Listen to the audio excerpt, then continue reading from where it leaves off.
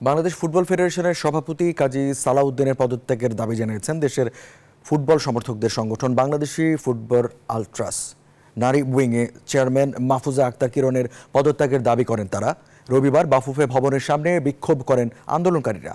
ছাত্র আন্দোলনের মুখে সরকার পতনের পর রাজনৈতিক অস্থিরতার সাথে সাথে অস্থিরতা তৈরি হয় ক্রীড়াঙ্গনেও।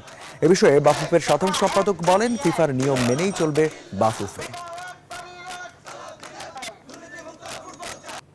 যদি এই সিজনের কোনো কারণে সাসপেন্ড হয় তাহলে কিন্তু এই প্লেয়ারগুলা ক্ষতির সম্মুখীন হবে, তারা একটা সিজন খেলতে পারবে না। তো আমি চাচ্ছি সবকিছু মিলিয়ে দেশের ফুটবল যেন ক্ষতিগ্রস্ত না হয়।